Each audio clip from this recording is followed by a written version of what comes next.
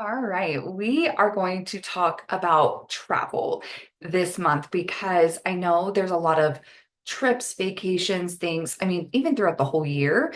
And one of the biggest pieces that a lot of ladies can feel is this place where we are worried of losing progress, losing momentum with where we are, and how to handle these trips, especially if there's a lot of unknowns, right? So, we're going to talk through some different strategy and maybe even some different scenarios. And hopefully, you'll walk away with some actionable steps or even things that you can chat with your coach about the next time you have a big travel piece coming up. So, what I want us to think about first, you know me, we're going to talk about mindset because I think this is actually a really huge part of travel. So there's more than probably three. I've put them into three boxes. There's obviously lots of different ways we can attack a vacation. But one of the first things I really, really love to do is decide how we want or how we are going to show up, if that makes sense.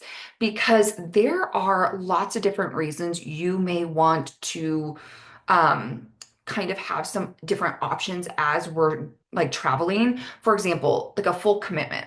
That means you're prepping your food, you're tracking your macros, you're hitting your workouts, like you're locked in, you're just in a different place and enjoying life a little bit more. You're seeing the sights, you're doing the things. So that is not a bad thing to do, right? Example, I wasn't on vacation. But when I traveled, when we moved recently, well, not recently, but from Virginia to Colorado, one of the biggest things I had to do is I was in prep. There was no other option but to be locked in. And so while like my kids and my hubs were eating out and doing other things, I was locked in. Workouts, like macros. I had my food prepped. That was that. And it served me because it also served my goals. It was in alignment there. But then there's other options too. Just because we're on vacation doesn't mean you have to be fully prepped, locked in just like that. That's one pathway, right?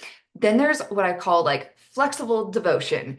You are estimating your macros, you're really prioritizing plants, proteins, and then you're moving daily, you're being mindful and tracking loosely and having a little bit more flexibility than you probably would have in your normal everyday life. Okay. And then there's like intentional flexibility, which you're probably like, what's the difference? This is where you're really more intuitively being, right? You're more focused on how you are feeling and what your hunger cues are telling you. And you're still prioritizing different pieces, like I would say protein and plants, but you're in this space where you're not necessarily really tracking. It's more open. Okay. And so that intentional flexibility versus flexible devotion, I know it's almost similar, but why I say it like that is because you're intentionally choosing to be very flexible with how you are going about it. We're not tracking. We're not locked in. You're not in your app. You're not doing that. So those are three different ways we can enter vacation, and none of them is right or wrong or better or best. It's what is going to suit you, right? What is your goal? What is something that you want out of this vacation? Like when you look back in 5, 10, 15 years, what does that look like for you, right? Now, I think there's also this mindset that can pop up, the like, I deserve it. Like, I have been being so good, and now it's vacation time. And the reality is, like, we can have food literally anytime, right? Like, that is something that we know. And there's no need to have to use vacation as like this is it. This is my time. So if that like mindset, maybe you've had that in the past and not anymore, gorgeous. But if it still kind of pops up, like sometimes I think it's very real. Like even though you're like, yeah, I don't want that, it can still pop up. Like it can be like that old self coming like, it'd be fun just to go a little crazy, right?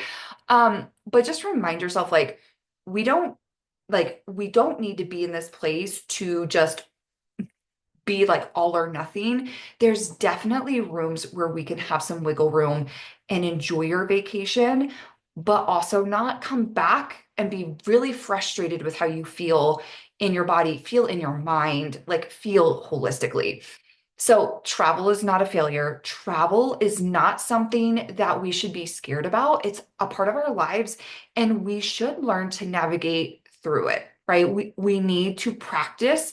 And a lot of the things that I'm going to say is like a lot of it's repetition, putting in the reps, learning, and then you get better and better and better and better. The more we practice it, the more we figure out what you like and didn't like.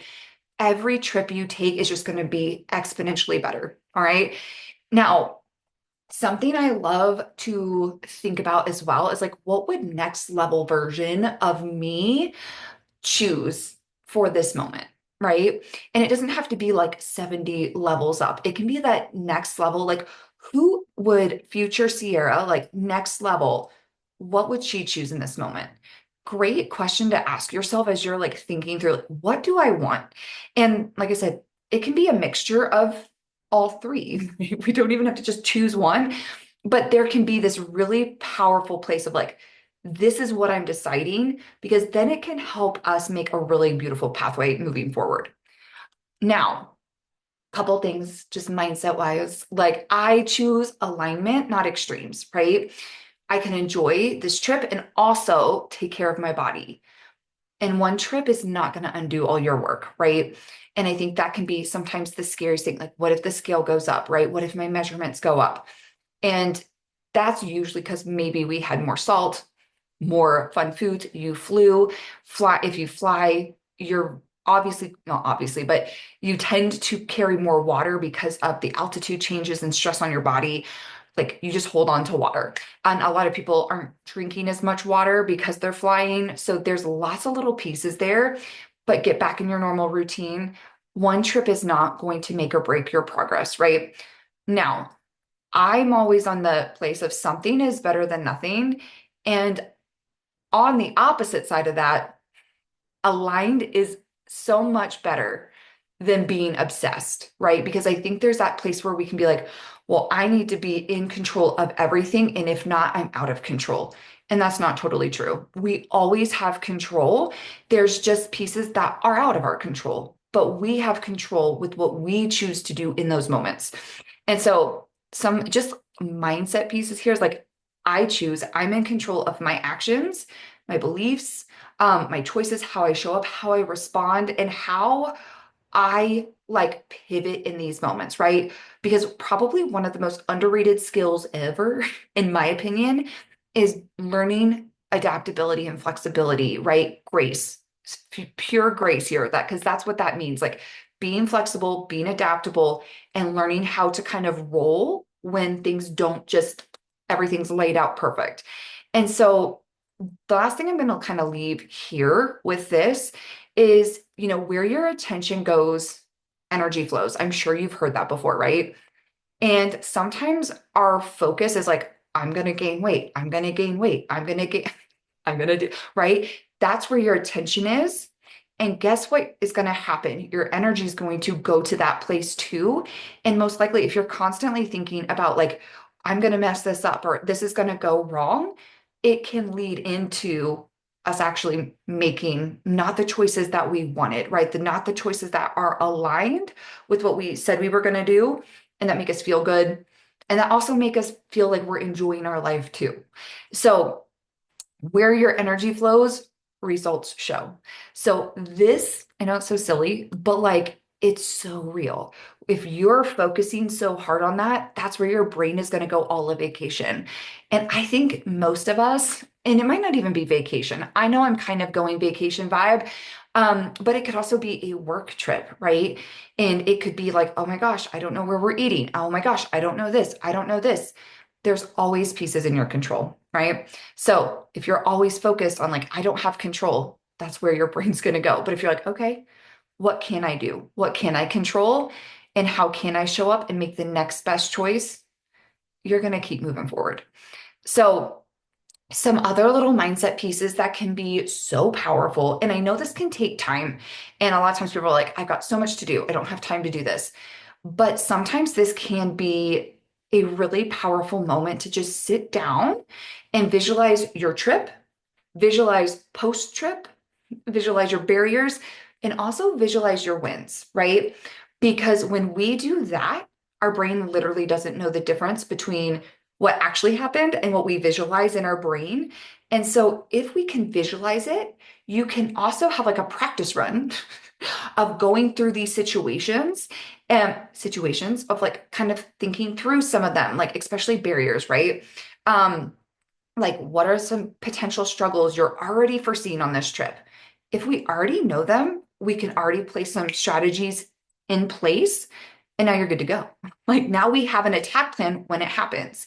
Like what will you struggle with the most? What are things that you can do to prevent some of this from happening? And if things do like go awry, how can I show up as the best me, right? And same thing with like before your trip or even post trip, it's like, how do you want your trip to look, feel? Like, what is like when you're stepping back and thinking and like close your eyes, do the whole thing, what are you doing, right? What are you eating? What are you drinking? How are you feeling? What do you want to have your energy and focus on while you're on vacation or on your work trip? How do you see your days kind of going minute by minute, by minute? The more you have that, the more you're going to feel like, okay, I can see how this is going to unfold when I'm on vacation. And it's not going to necessarily happen exactly like that, but it can help to think through that. And even post trip, like you can think about like, what do I want to feel like post trip, right? What am I doing post trip? What do I need for me eating, drinking post trip? Like, how do I want to, like, when I come back from that trip, what do I want, right? For my travel, what do I want? And those pieces can be really powerful here. And especially like wins too. It's like, what are your wins on vacation, right? Let's celebrate those. Let's take a minute to find them and maybe even decide what they are. Like, I'm going to do this and this and this. And when we do it, celebrate it. And then I like this one. I'm going to talk about this a little bit more, but I always like to think about future Sierra, right? Because that's who I'm going to have to show up to is her. And it's like she's waiting for me a week later or 2 weeks later or a weekend later. And it's like, how do I want to feel in my mind, in my body, in my physical space? Like, how do I want to feel at the end of this travel? Like, who do I want to be, right? That can be a really powerful one too, because especially when you're going to some of these places, it might be like, oh, there's food everywhere, there's drinks everywhere, there's all of these things. The environment is set up to be like party, party, party. And you're like, but is that who I want to show up as on the trip and when I come back, right? So those are just some mindset pieces. Pre-trip, I'm not going to read through all of these, but I love to have a moment to think pre-trip of what are going to be like my non-negotiables, my balloons, my anchors. What are my things? Because I'm going to talk about the balloons and anchors in a second, but I guess I should talk about it right now. Anchors, I have this analogy, maybe it's the Navy wife in me, but anchors ground and balloons float, right? We know this. You're like, duh. But why I say this is like, think about the worst storm ever, right? Right now it's raining and storming here, but think of the worst storm ever. In that storm, you have an anchor and you have a balloon. The balloon is going to go wherever the storm takes. It's chaos, right? It's like over here, over here, over here, over here. There's no structure, there's no plan, there's no path. It's just going. And then you've got an anchor, right? And even in the storm, the anchor might pivot and move, right? But it's on the ground. It's staying steady. It's not floating like the balloon. And why I say that is like having some anchors, having some things that ground you are going to also help you have more of a plan. And it goes back to like, what is my plan? How do I want to show up? But it also comes to let's make some like anchors and some non-negotiables as you head into your trip that keep you grounded. And it can be very specific to you and your situation. I will give examples of me, and I will also give examples of past clients. For me, something I do, and you do not have to do this, but it grounds me. I love still getting up in the morning and getting my workout in. That is something that is my time. I'm super introverted. I know you might not believe that, but I'm super introverted. And when I'm surrounded by even my family, like 24/7, and I love them, but like I need some Sierra time where I put in my music, I go lift some heavy stuff, and I just feel incredible. So my workout keeps me really grounded. I love doing that. I also love eating foods that still make my body feel good. Those are two anchors that you will not never see me give up. Because I have had situations with, my family, not just my immediate family, um, but where they've like ordered pizza and I like pizza. I wish my body would love it, but every time I eat pizza, my body gets like my stomach hurts so bad. And that to me is not worth it because now I'm not fun to be around. Now I'm almost like just thinking about my stomach the whole time. Like I'm missing out on conversations, with my family I haven't seen in a long time. I'm missing out on just having fun and laughing and giggling because I'm hurting. No, thank you. So I will get something else and I will order it. I'll DoorDash it. I'll go out and, drive to go get it. I don't care because in my mind, that's worth it to my body to feel good. That's like a non-negotiable, always a non-negotiable for me. And then usually it's for me, it's like water and movement. I usually like to pick three. Now, does yours have to look exactly like that? No. I have had clients that wanted to be way more flexible and intuitive. So we came up with, hey, we're going to come up with this plan where you don't open MyFitnessPal all trip, right? But we are going to prioritize some of these pieces. We'll go over that later. And then you can also prioritize maybe it's movement. Maybe you don't want to get a workout in on vacation. Totally fine. Not getting a workout on vacation, you're golden, I promise. And I mean that because your body can have a much needed break. And then when you come back from vacation, a lot of times you're going to feel really, you're going to be ready to get in the gym. You're going to be excited about it. You're going to be like, oh, my body feels so rested that you're ready to rock and roll. That's fine. Finding three anchors, what it can do is help put you in more of an autopilot with your decisions, right? Where you're not having to be like, I don't know what to do today. I don't know what my path is. I don't know how I'm showing up. All of this is helping you set kind of like a tone for yourself of like, who is the person I want to be on this vacation and when I return.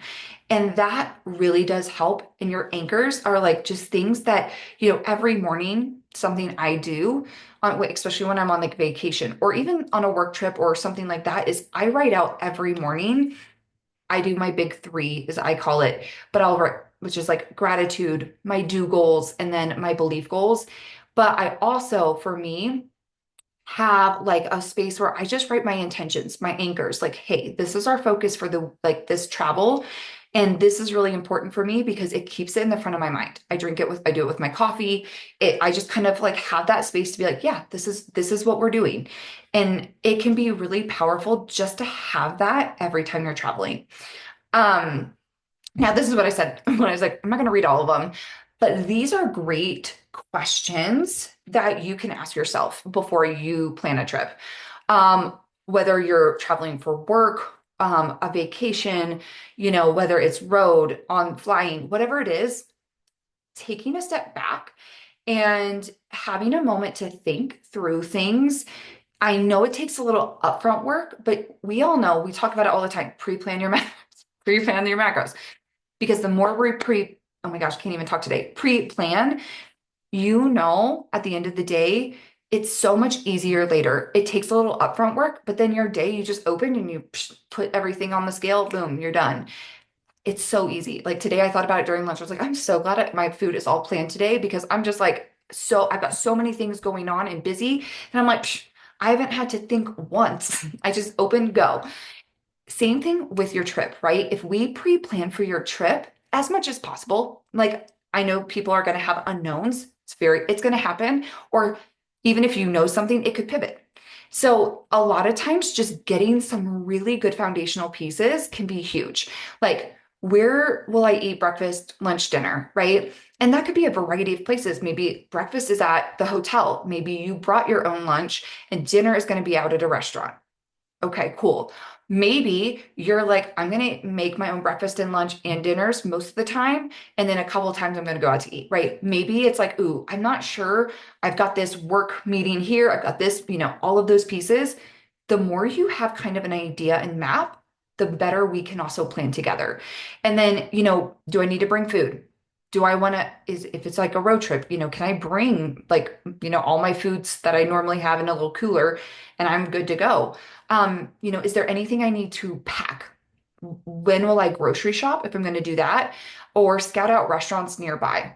Um, how will I prioritize plants and protein at every meal?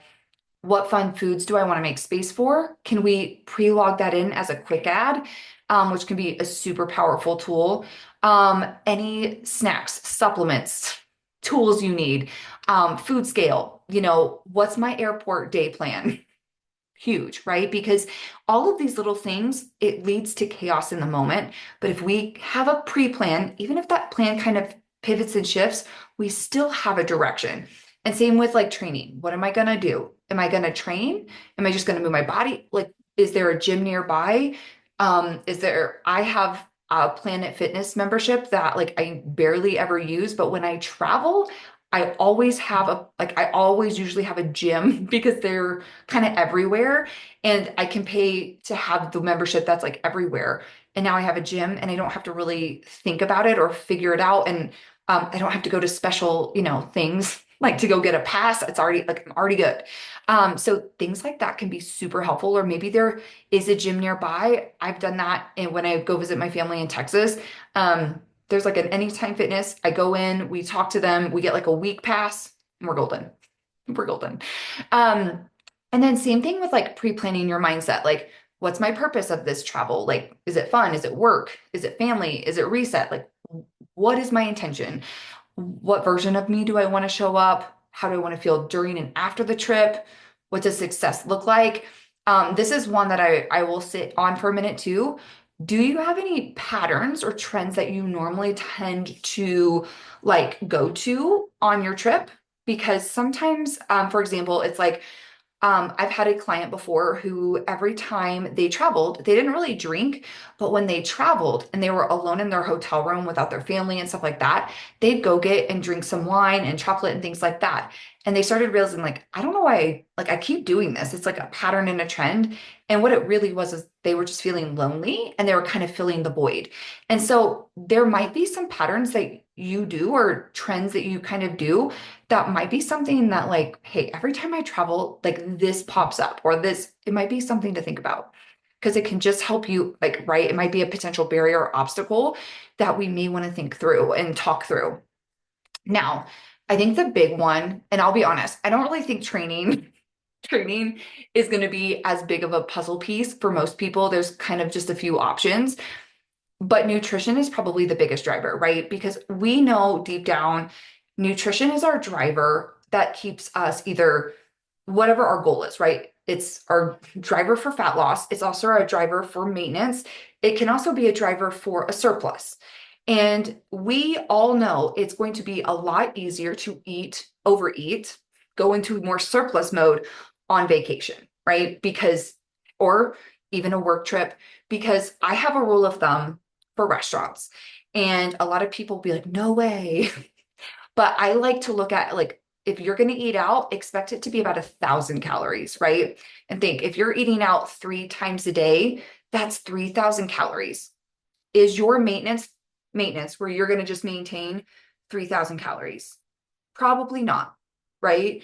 Now, I'm not saying it can't ever grow to that. I'm not saying it can't, but it's also that piece of like knowing and being aware, like, hey, when I'm on my journey, and if I really don't want to go into a surplus, I don't want to gain weight, then there are some strategies that we can use, even if you don't know, there's lots of unknowns. So this first part is going to be kind of like overarching, like big nuggets. And then I'm going to go through like, if you're traveling abroad, if you're on a road trip, like those kinds of things to help us think through like, okay, what is going to be our best possible strategies?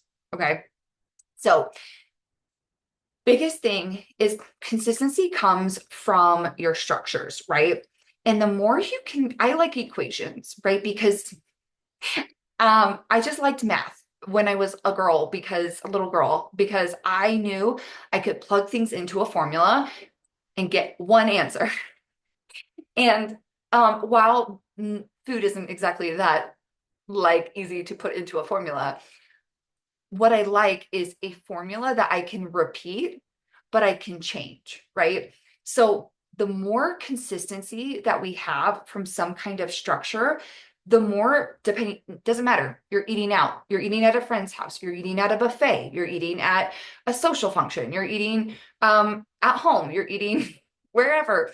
Um, it allows you to have structure, but also flexibility and novelty and just all the pieces. My structure, my equation is a P2 plus a carb.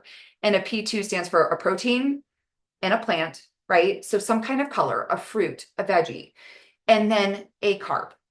Most likely, unless you're making it, fats are going to be invisible. At restaurants, the fats add up so quick. Chefs are putting oils, butters, cheeses, everything in marinades. Like there are so many things we don't see that's just on the plate. And so I like to keep this even at a restaurant. Like I personally, I know I've probably shared this tons of times before. I love burgers.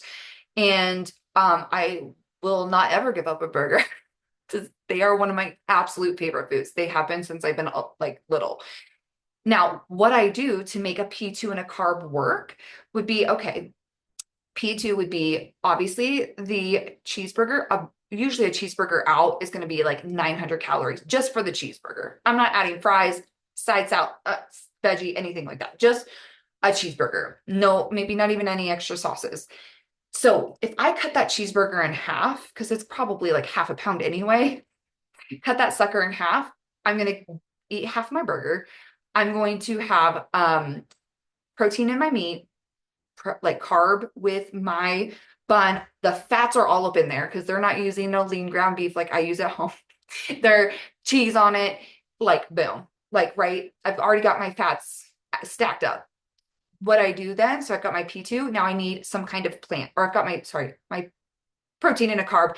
Now I need my other P, which is my plant. I'll get like a side of steamed veggies. Half the time those are smothered in oil. You've seen it. So I will get that on the side, or maybe a side salad with, just veggies, not cheese and extra stuff on it because I already got a bunch of fat in my burger. Boom, I've got a P2 and a carb, right? I still got to enjoy something I really love. And I also am going to feel good with getting fiber, getting some veggies, getting foods that just keep my body feeling amazing. But you can use that anywhere you go. Now, I will say I guess I might jump ahead, but in Europe and places like that, especially sometimes traveling abroad, you may not be able to always find as much veggies and fruit, especially at restaurants. So that's something to think about. And we'll touch on that more later. But this is that equation I love to follow. Even when I pre-plan my food, this is how I do this at home. I do this at restaurants, and it keeps my structure solid, but I have so much flexibility because I can change out the carb, I can change out the protein, or I can add in all these pieces. The other thing I love to do, especially if you're on a trip or if you are eating a lot, a one plate rule for breakfast, lunch, dinner, right? Maybe eliminate your snacks. Or if you're going to have snacks, make it a P2, a protein and a plant, like a lean protein and some kind of plant. So it could be like, cottage cheese and some Greek yogurt or something like that, where you can still have the protein, you can get in some good nutrients, but we're keeping it really simple, lower calorie, not like big fancy meals throughout, like 5 meals throughout the day. And if we can keep it to our breakfast, lunch, dinner, one plate rule, it helps. I was gonna say something else, but I'll hold. So I'll hold. Resorts, all inclusive. These are probably sometimes the hardest because food and alcohol are literally everywhere, right? And they are literally out all day long for you. So one of the biggest things, especially if you're doing like a buffet, find your protein and color first. You will, like, I call it the Lion King it out. Simba, But I like to take a minute if there's a buffet, or even if I'm at like a social function or event, or like, a fancy work event. I like to like step back and just look at everything on the table. Like what's here? Like what is even like here that I might want that's going to make my body feel good. Just get an overall gist. So I've even run through lines before without even getting food. I'm just like looking and taking, and people are getting food around me, and I'm just like going through the line, and then I just get back in. Because I want to take a minute to kind of think, okay, what do I want to put on this plate, right? One plate rule. Use your hand portion sizes. Your hands, I'm going to go over that a little bit later too. Your hands are awesome. They're always on you. Isn't that great?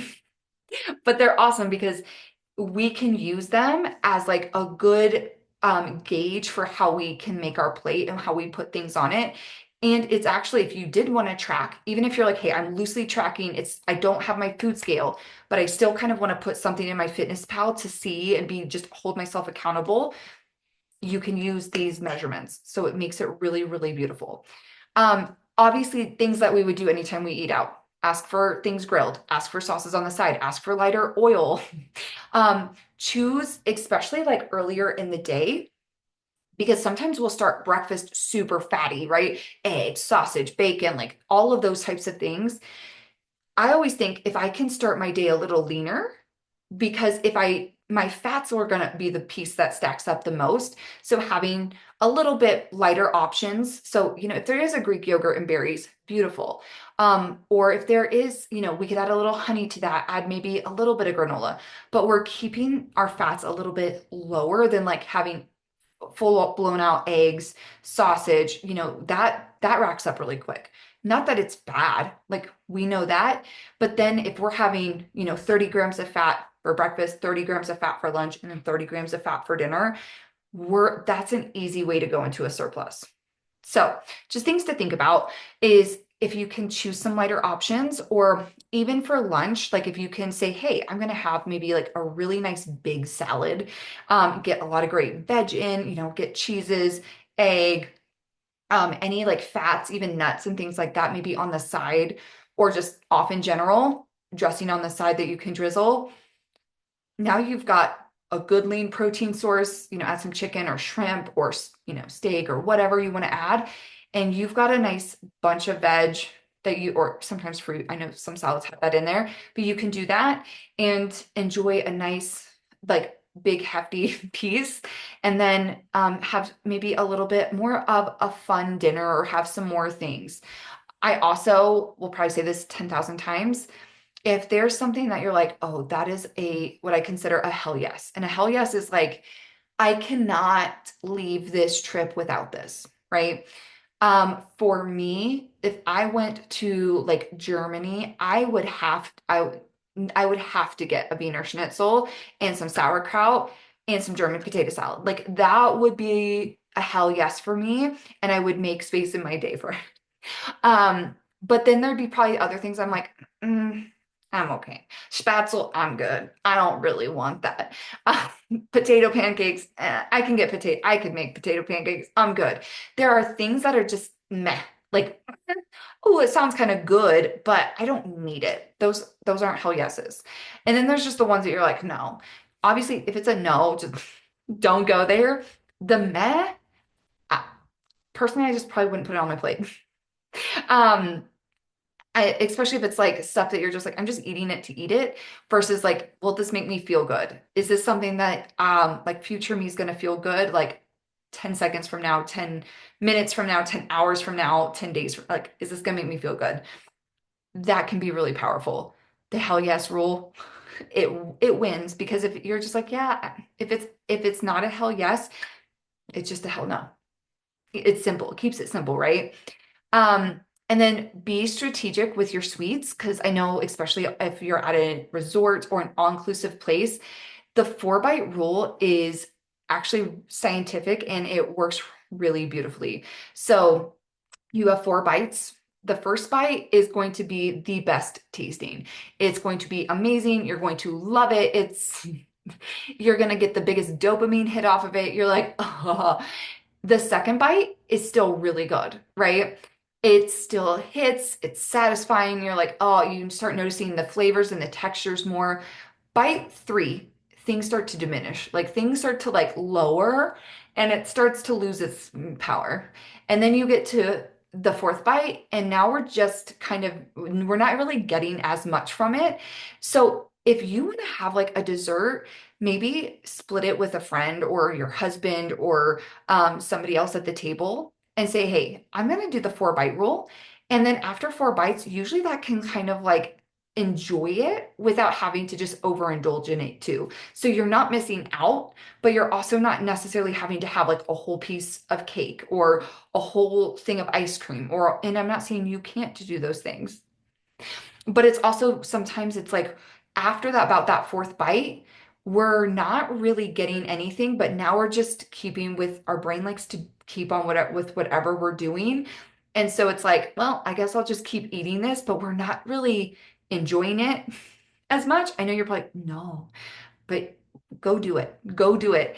Um, you're not really enjoying it as much, and you're now just kind of going through the motions rather than really enjoying your food. Now alcohol, if you can do something like a vodka or a tequila with some like seltzer water, um, or a diet soda, things like that with a little lime, that can be really great. Having water between drinks, going in with a rule of, how much alcohol you're going to have. That could be one of your non-negotiables or anchors too.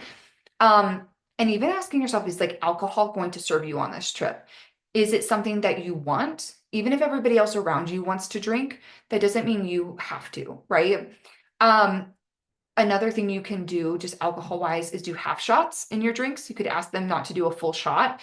And so if you want to have like 2 drinks, right? But you do half shots, now you can have 4. So you can kind of extend the field that you're drinking and participating, but you're still keeping to your limit of like 2 drinks, 2 shots, right? So half a shot in your Diet Coke, boom, you're still getting to drink, you're still getting to enjoy it, you're getting to kind of have more without having more. Or even adding like seltzer water to your wine can make like a spritzer. And again, more volume to your drink. It makes you feel like you have more to sip on versus just like, a little 5 ounce glass doesn't feel as big. So just ways you could like extend it out. Or sometimes it may be the best decision just not to drink at all. And there's no right or wrong here. It just is like, again, something I like to ask myself is, how do I want to feel? I'll probably say this 100 times too. 10 seconds, 10 minutes, 10 hours from now, 10 days. And things I don't want to do is wake up on like a trip or travel for work. I don't care what it is. I don't want to wake up and feel awful. I want to have a good night's sleep. I want to go enjoy myself, or I want to be in like the right mind, right headspace. I want to go get my workout in. Alcohol may not serve me. So those are the things like thinking through that can be really powerful, especially at places like resorts, all inclusive cruises, very real, very real. Traveling abroad, similar strategies, right? We can use the same exact P2 and a carb while we're there, really focusing on protein and plants as much as possible. Definitely, if you're traveling abroad, like researching grocery stores, cafes, restaurants near you can be really, really helpful. This might sound silly, but even learning a few food related phrases in the local language, like grilled chicken, that you could ask for, because, just like at our restaurants, you can ask their restaurants for things as well. And if you don't know how to say it, especially, I know English is very big, but there are some places that you might go to that don't. So if we've got a couple, or you can even use Google Translate, it's not always perfect, but it can help. That can be really powerful too. Um, if you're able to book a mini fridge so you can get some staples, even if like you can get breakfast items or even some things that you can eat for lunch, like fruits and veggies, especially because even I think of Europe can be a little harder depending on where you are to get the fruits and veggies in. Some places have it. And so what I would also suggest is if you go to a place and they have fruits and veggies, get them there, because later you may not find them. And so definitely always find them where you can, use them when you can. And then if you're finding like, man, there's just not a lot of fruits and veggies, we don't freak out, we control our controllables, right? So if we're able to go to the grocery store later, maybe pick some up so you have some, amazing. If you're eating out and there's no option, we make the next best choice, right? The good news is usually traveling abroad, portion sizes are smaller than here. So plates aren't nearly as big. And so you don't have nearly as much food. I would stick with the same thing. Stick with no snacking, three big meals, and enjoy your time. Usually, most of the time, you're walking around, you're moving a lot more. And so, if you're trying those local foods again, 4 bite rule, right? 4 bite rule, share with a friend, share with your hubs, share with a kid. Like you both can get a good amount and still enjoy some of the local pieces without it being like, I need a whole croissant and a whole macaroon and a whole and right? And see, for me, like I don't even like macaroons. I have no want if I would ever go to France to eat a macaroon. There's just nothing. I don't want it. It wouldn't be a thing for me. So there's those pieces too, where just knowing like, okay, if everybody wants to get a macaroon, cool. I'm just not going to get one. I'll wait for like the thing that I really, really want. And like I said, heavier dishes, especially if it's like a big pasta dish or something like that, could always split, or 4 bite rule, right? Not that you can't eat the whole thing either, but it's just, again, heavier, especially heavier dishes can also sit in your gut and make you feel your stomach doesn't feel as good. You may not be used to eating heavy, heavy fats. So something also to think about, like, how's this going to make me feel later, right? It's that 10 rule of tens. And then we've got hotels and on the grow. Like I'm going to show you some food lists that we can use, but um, we kind of know these things, similar things that like you would do when you're eating out. But definitely if you are someone who is traveling for work and you're having to stay in hotels, if you're able to do Instacart, Uber Eats, DoorDash, grocery shop pickups, you really can schedule these things like literally on the flight. You could have everything in your Instacart ready to deliver to your hotel. And then, you can have it sent to the front desk and you can go down and pick it up, right? No big deal. Um, you can also usually get it delivered to your room. If you just don't know your room, you can have your name on it, that they'll call you. That's the best part of like you're just set up and then you aren't having to figure out like, okay, now I have to find time to go to the grocery store. I have to go do this because especially if you're on a work trip or if you're in a place where you're like, hey, we've got this tight agenda that we are going on this vacation. Now you've already got staples to your room that you can eat for breakfast, even lunches or snacks, and keep it super simple. Same strategies apply as before, the P2, the carb, 4 bite rule, all of those pieces. But this can be something that, if you can Uber Eats, Instacart, DoorDash food, I've done it plenty of times and it's always one for me, always. I always like future Sierra is always so happy. I'm like, because usually by the time I get off a plane, I'm starving. Um, and I'm ready to eat. And then I already have food. I don't even have to think. I'm like, my food is already there. Thank goodness. Um, and then I can like plan it into while I'm on the plane. Like while I'm sitting on the plane, I can literally plan in what I'm going to have based on what should be delivered. Boom. Now, flying. This is something I know somebody put in our thing. Like, what can you bring on a plane? I'm going to go through that here in a little bit. But you can actually pack a lot of whole foods. Really, the only things that you can't do are liquids, really, really, really. If you have like a marinade on your chicken or something like that, but you can pack your own food. Um, I mean, I'll put this out there. Like you can pack your own chocolate and chips and all the that's not what I would pack, but you literally don't have to wait to the convenience section or like the restaurants. You can pack your own food. Now traveling internationally is different.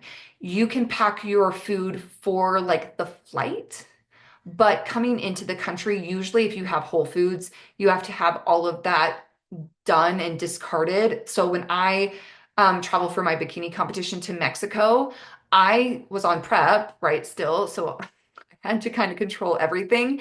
I already had my food already prepped for the flights, and I had to eat everything before I got off the plane. But I was able to bring it all on. And I did, and I ate it. It was awesome. And it was super convenient because I didn't have to spend $3,000 at the in the airport, right? Now, one of my favorite things to do though, if you're like, nope, I'm not doing that, right? If you want, to me, the best option, go eat at the convenience shops. Like the little, I'm probably gonna butcher them. There's like the Hudson News, and there's like the little place that has like food and magazines and candy and all of it. Well, a lot of these, they've stepped up their game over the last years. They have tons of like, they even have like usually a little refrigerated section with Greek yogurt, sandwiches, well, not the Quest chips, but they do have Quest chips there. Veggies, fruit. They have now pickled the O Snap pickled veggies, which I love, are there. They'll have like eggs, they'll have salads, they'll have, I mean, perfect bars. I mean, you can hook yourself up at the convenience shop with like they have beef jerky, things like that, turkey jerky. There's so many options and like more fruits and veg options there that you really can get a good, decent like situation before you fly where you're not having to just eat out at a restaurant, which can be really great. So it's actually what I tend to lean into is those over even like going to restaurants and things. Starbucks can actually be awesome because they do have some really great options. You have to kind of be picky and choosy, but they have the egg white bites. They've got the turkey bacon egg sandwich. The oatmeal, if you can bring in a little thing of like protein powder. You could literally put that in the oats, and you've got your protein oats ready to go. Um, so that's really great too because you can still nail your macros, nail some beautiful pieces, still feel good, eat foods that are going to keep your body feeling good. Like, can you tell that's so important to me? I don't think anybody likes feeling miserable. Another great place is Dunkin' Donuts. They'll have their egg white veggie omelet bites, which are awesome. They have the wake up wrap with turkey sausage, egg whites. Great. You can always get a black coffee.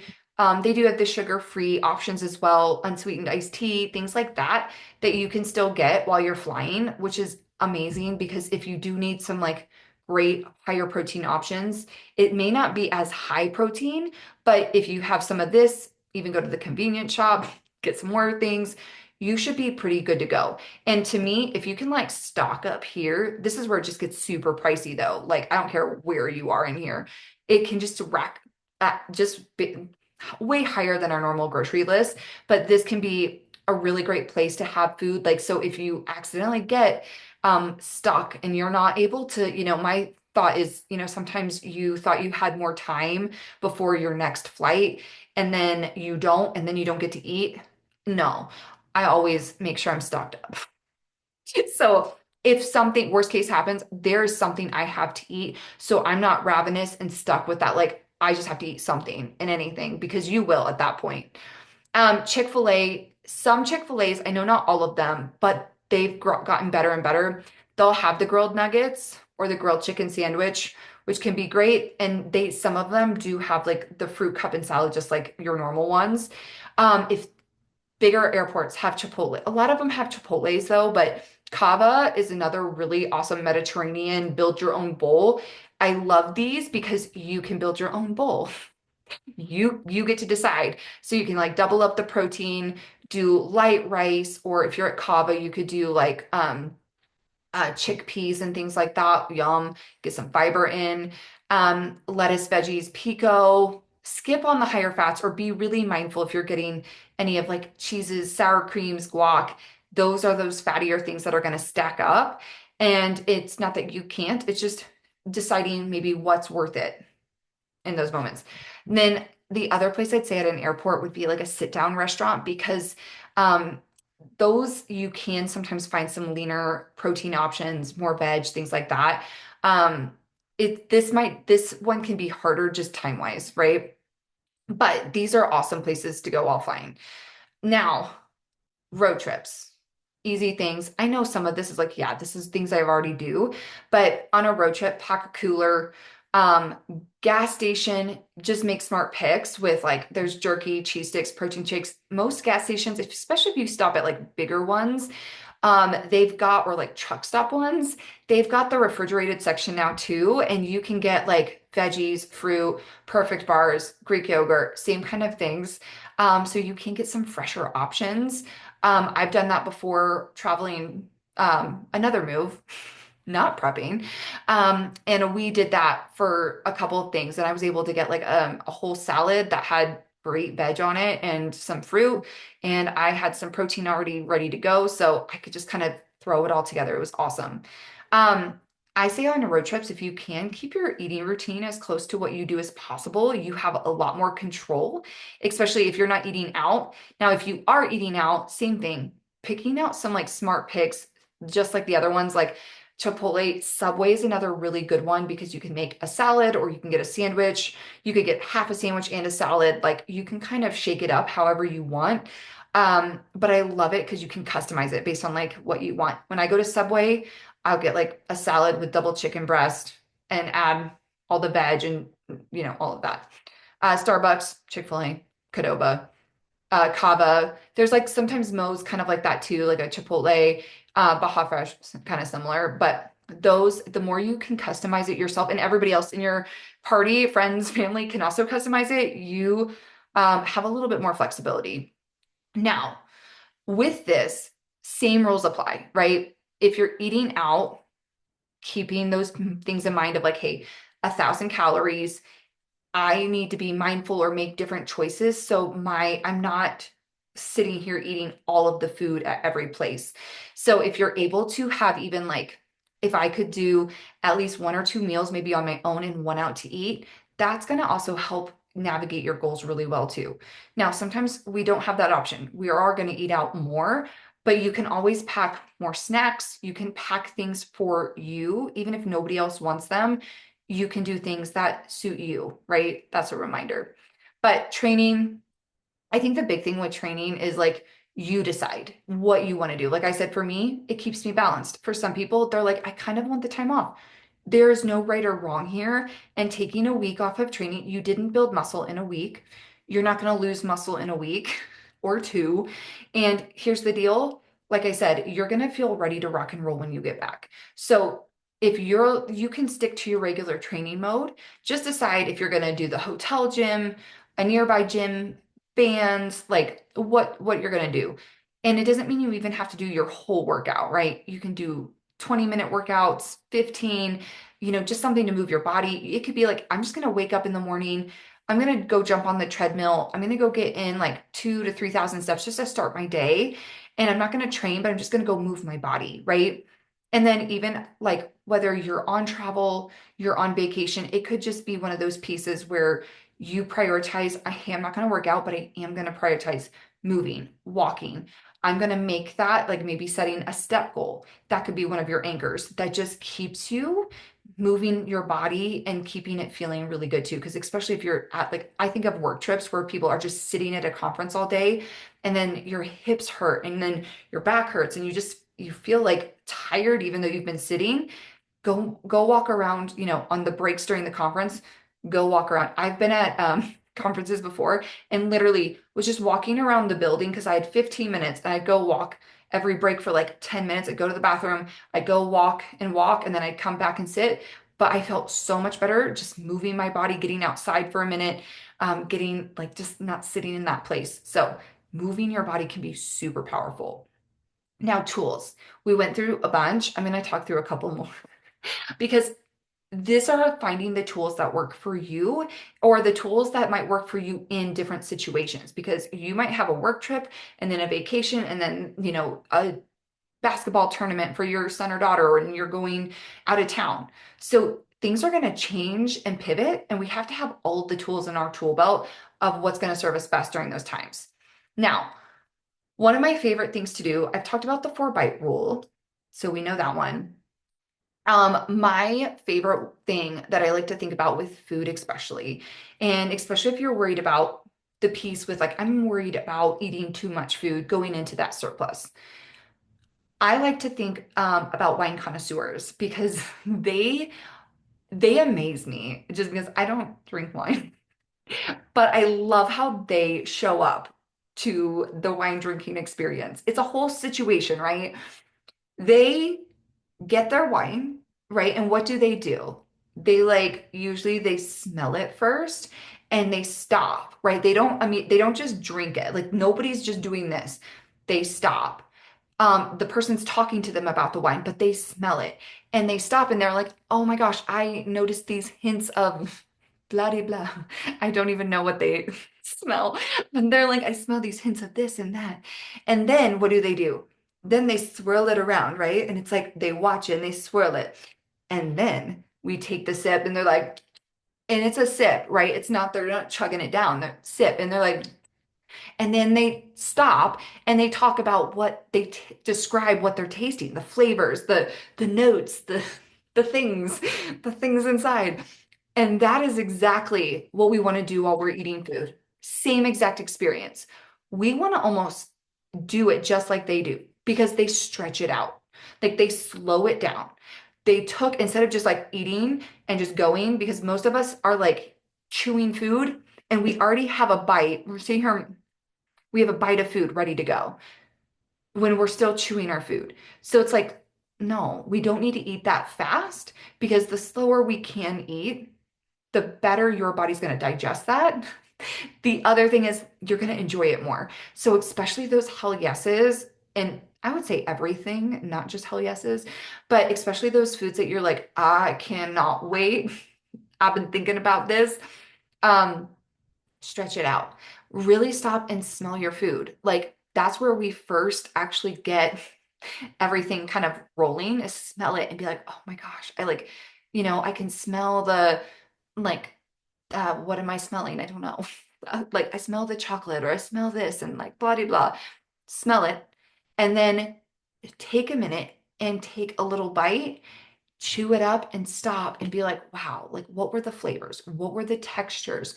What am I noticing? Like, oh, like enjoy, especially enjoy that first bite, right? That's the best bite we're gonna have the whole time we eat it.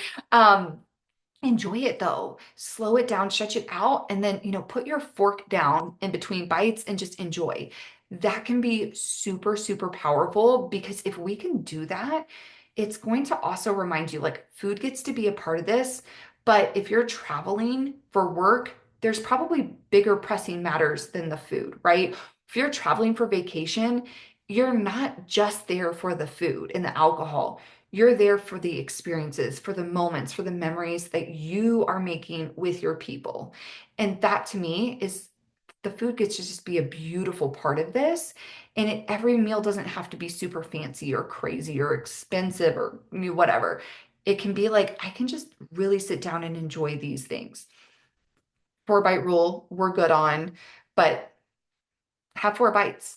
Or if you are doing like you're traveling abroad and you are going to a 7 course meal, usually they'll have they'll have like the 7 courses like already printed out on a piece of paper where you get to kind of see what they are.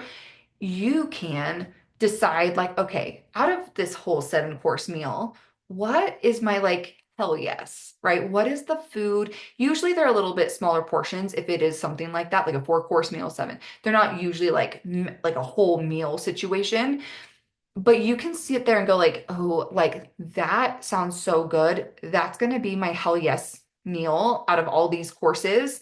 And I'm going to really enjoy that one and eat the whole thing. And then all the other courses, maybe we do the 2 to 4 bites, right? Taste it, see if you even like it. Be like, is this worth it? Do I like it? Because if you don't, you can put it back down on the plate. But you can say, hey, I'm going to have 2 to 4 bites of all the other courses. So I get to still partake. I still get to enjoy. And say you find like, oh, I didn't think I was going to like this, but this is good. You can pivot in the moment and be like, I'm going to have half of this and half of the one I chose earlier as my hell yes, right? And then 2 to 4 bites of everything else.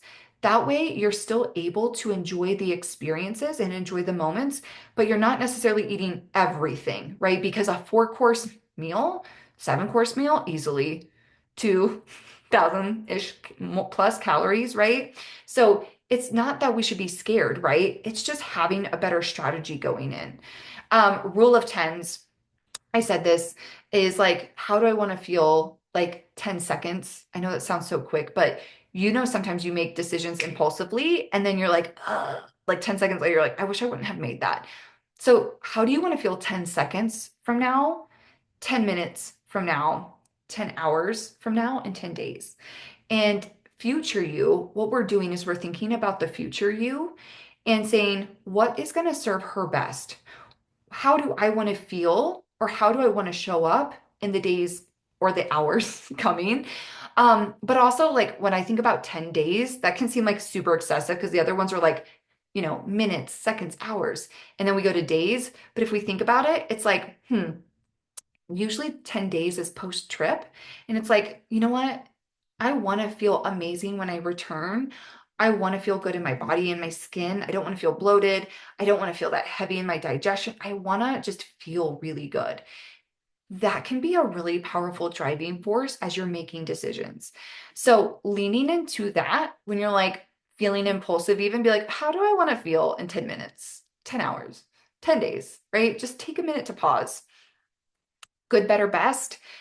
This can be great when you've had a pivot or life has happened and think there's always a good, a better, and a best, right? Strategy. Best is going to be that something that's aligned with your goals. It's very much what you've thought through. You're like, this is the best possible option, right? This is it. Then you've got better, which might be a little bit more flexible, might still have some of the components you wanted, but there's some other pieces that had to shift. Or good might be one of the a better option, might not be the best, it might not be better, but it's still solid. And so having a good, better, best option, even if you're going out to eat breakfast, it's like what are the options I can go to and what is going to be the best option for my goals and what I want for this trip? Because like I said, we don't have to be perfect in tracking and all of that for this trip. What do I want? What do my intention to be? And then we can have this range, right? Like think of like a sliding scale, good, better, best. And we can kind of fall within that. And then deciding what option is going to make you feel the best, serve you the best, all of that. Hand portion sizes are powerful. I'll show you the visual, but something that you can also think about when you're putting things on a plate. So say you're at a buffet or you're on a cruise or something like that. Think about a one plate rule. And on your plate, you can put 1 to 2 palms of protein. 1 palm of protein is about 3 to 4 ounces, right? So that's a good amount of protein. Still crush your protein goals. Your fist is about the size of a cup. So this is about a cup. I like to use this for veggies. So, or fruits. Doesn't matter. Your plants.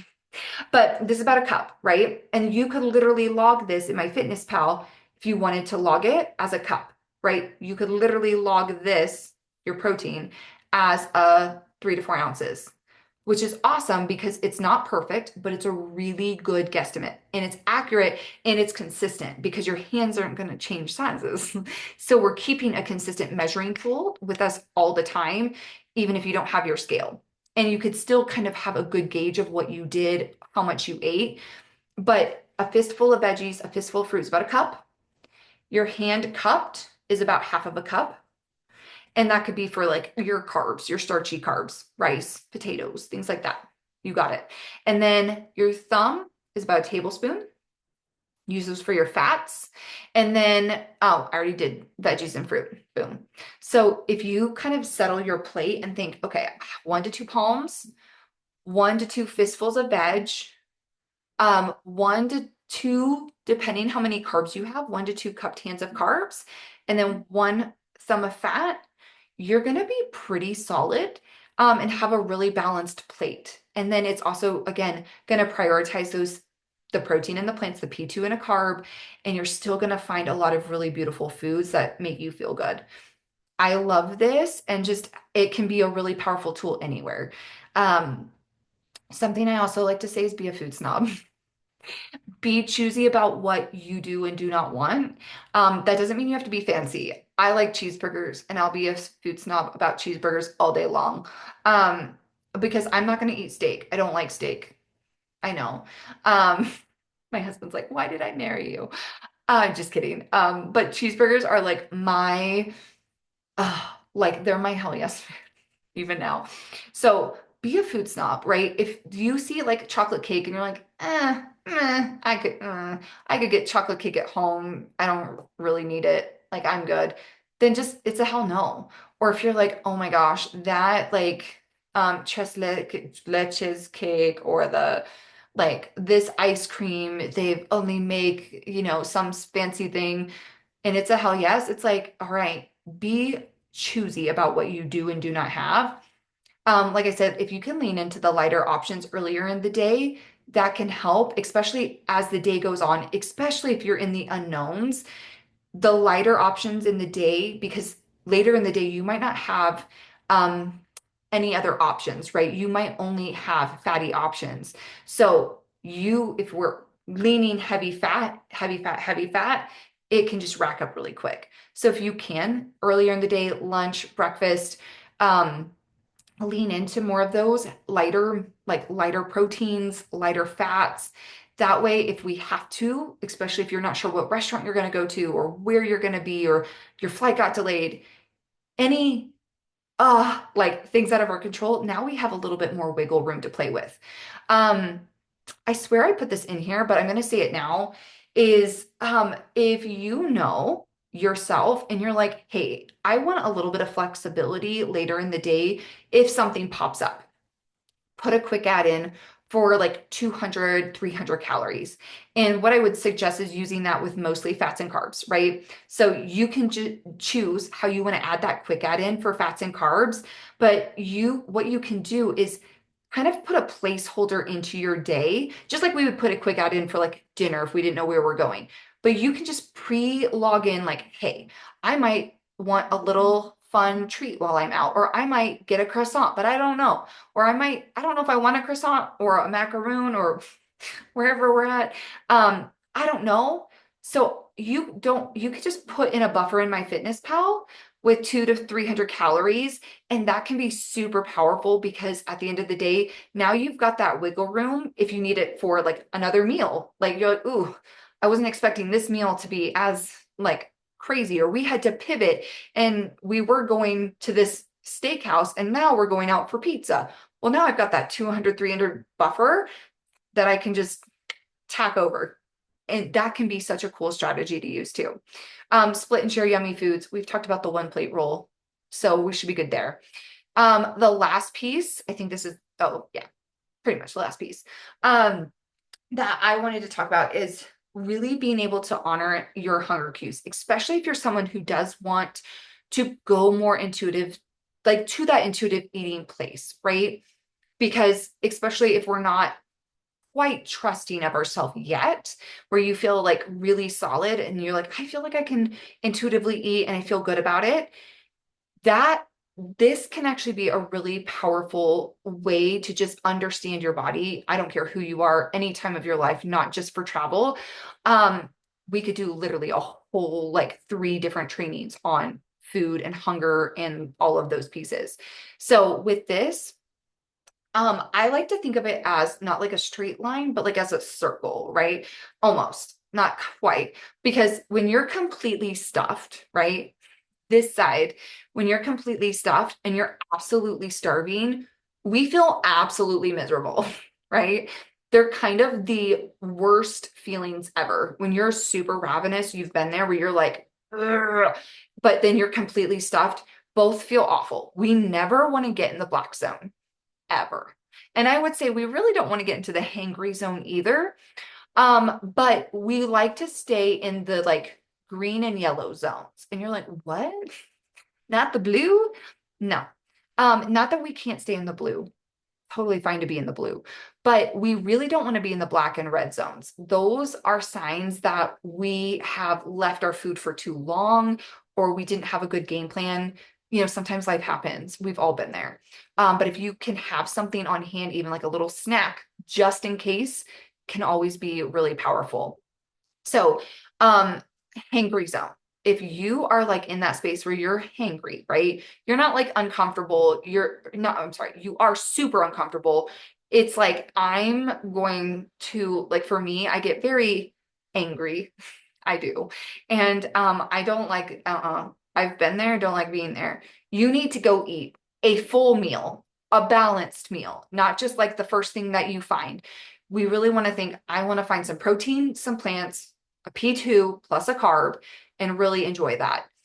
Same thing if you have the stomach grumbles. You need to eat a real meal, okay? Like a meal, not a snack, not a little tank, little thing of no, meal. So if you're in the red or the orange, you need to eat. Now, a little hungry, the yellow zone. This is totally okay. Hunger is not an emergency, right? I know even if we get hangry, because we know that you haven't been without food for like days, right? This hasn't been like a whole situation where you're starving because you're not finding food. We know there's food. Um, we will get food, but being a little hungry is not an emergency. And I know sometimes it can feel like it, and we freak out and we're like, oh my gosh, I need to eat now. No, honestly, a little bit of hunger is totally normal, right? That's how our body is supposed to work. And if absolutely necessary, we could get a snack. But this is again where I do like my favorite kind of snacks are a protein and some kind of fiber or protein and some kind of fat, not like these huge, massive snacks. So I'd say if you're a little hungry, that's okay. Drink some water, move your body. You're not gonna, nothing bad is gonna happen.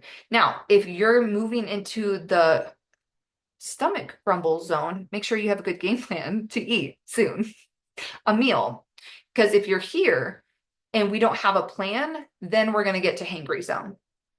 Don't do that. Now the green zone, which is like your satiated, satisfied zone, you are almost like 80 to maybe like 85, 90% full. So you're not 100% full, but your body at this point will give off a natural sigh. Start watching for it when you eat. It'll go like you'll naturally give a sigh, and it tells you your body is happy and content. It really doesn't need any more food, and it is getting close to being full, right? That is a happy place to be, because getting to that place of fullness can, if we're noticing, oh wow, I'm already full, it can lead you into that like I'm stuffed and I'm uncomfortable. And that's where we never want to be, like that. Again, back to that black zone, that super stuffed, uncomfortable feeling is the absolute worst. So when we look at this, my thing is if we can stay in the yellow and green, that's the best place to be. If we're in the yellow, though, we should be aware of, hey, do we have a game plan? If we aren't eating for a while, do I have a snack on hand, right? Or if we are eating, or are we eating soon, do we have a plan? So I'm not getting into this zone, because when we get into hangry zone, that's where we're not making our best choices, because now we're based off of like how we're feeling versus based off of what we want to feel and how we want to feel. So this is something to really lean into and can be really helpful as like a gauge of like, where am I? What do I need? And I use this all the time. I check in with myself. And because sometimes even when I'm hungry, I'm in a deficit right now and I'm like, oh, I'm a little hungry. And I'm like, I'm okay. This is not an emergency. If I'm in the red zone, emergency. Let's go. Not really. It's not, still not an emergency at that point, but I'm not a nice person and I don't like getting there. Now, biggest thing here, the other thing to remind yourself is like, you're always one step away, 1 second, one moment to making the next best choice. So if you overdo it, if you made a choice that wasn't really in alignment, right, with what you wanted, you're always one bite, one meal, one moment back to just getting back to what you said you wanted to do on this trip. Remember that, because it's not this place where we need to just restrict your calories, punish yourself, kind of like be in that place where we're like, okay, well, now I can't enjoy the rest of the trip. Those are all going to backfire. And what we can do is learn from these moments of like, hey, what happened? Like right before I dove into that choice, right? What was I thinking? What was I feeling? What was going on up here? And then step back and say, okay, how would I approach this differently next time? Or if this happens on the trip again, how am I going to approach this differently? Message your coach on the side, have a good game plan ready to go. And then, think about like how you want to feel all of those pieces, and just remind like yourself that this is your time to be present with your people. this is your moment. So don't sit here and like think, oh my gosh, like I need to be crazy, like fitness lady on my trip or my travel. It's like, what is going to be the best thing for you, for your goals for that trip and travel as well? Be present with your people, right? With work, with yourself, and even showing up for yourself is really powerful too. But this can look different depending on what you need, what you want, and what your goals are. Um, One of the other things that I'll put below this, it has kind of like everything less PowerPoint, but the food that you can bring on like TSA, pretty much anything food wise, except like liquids. So Greek yogurts, cottage cheeses are gonna be tough. I think I truly believe I might try it the next time I fly. Good Culture cottage cheese because it's not liquidy. I just have to check the like size amount, but it you should be able like those are the only ones I would say you can't do liquids. But you can do any kind of meat, like chicken breast, chicken thigh, beef, shrimp, fish, deli meat, tuna packets, turkey, hard-boiled eggs. You can take all of this whole food in with you, no problem. Carbs, same thing. You can take in cooked rice, cooked potatoes, rice cakes, bread, oatmeal packets, oatmeal in the little oatmeal cups. And then you can get hot water from like a coffee shop or something like that if you want to make your own oats. Then you don't have to buy Starbucks. Like, boom. Um, you can bring in fresh fruit and veg, like all options, and freeze-dried fruit, dried fruit, all of that can be really great. And this might sound weird, but there are like, the baby food pouches. Now not all of them, a lot of them are like 4-ounce packages, which are liquid, but they do have some, like this Once Upon a Farm has like 3.2 to 3.4 ounce um little like the little twistables like that the squeezy apple sauces, but they're like they have fruits and veggies in them and they're great because especially if you're on the go and you just want to have like a backup without having to like pre-plan and pack a bunch of stuff. This could be a great option just to get in. It's not perfect, but it can be something that helps get maybe a little bit of fiber in, a little bit of fruits and veggies, things like that, while you're traveling, and easy to toss in like your bag, your, carry on, things like that. Um, Nut butters, like the individual packets, or hummus cups, avocado cups, the little individual serving size. They're a little bit bigger than that. The hard cheeses, Baby Bell, mozzarella sticks, you can bring all of it. Seed packets, nuts, perfect bars, protein bars, all of it. So really with all of this, you can bring your own little baggies of protein powder with you, through to TSA. So, the one thing that you can also do is, if you want to pack anything in your checked luggage, you can do that too. So you can, if you want to put like a little cooler in there, don't, I don't know if I would be able to do that, or if you want to pack a suitcase just for food with prepped food, you can absolutely check that. So you can put protein shakes. When I went to Mexico, I know I had like almond butter, rice cakes that I was able to bring into Mexico, honey, like all of the things that were in my checked bag. So I just couldn't have any like fresh food going internationally. They don't want any like fresh food, but you could have like packaged. So, having some things on hand, like even some tuna packets or, um, even some jerky, some oatmeal, things like that that you can have on the fly, fruits and veg, even the dried fruits, veggies, things like that. It can help you stay on track and help you keep on point. The hand portion sizes, this goes a little bit more into it and has like the nice little visual. So it talks kind of like I said, how to build a plate. And then I put in those questions from the pre-planning, the visualization, hunger scale, and then the different tools, just so you have this as like another piece if you want to save this into like the book section of your iPhone. You could always pull this up or have it handy or put it in like you can save it into like even the notes section of your phone.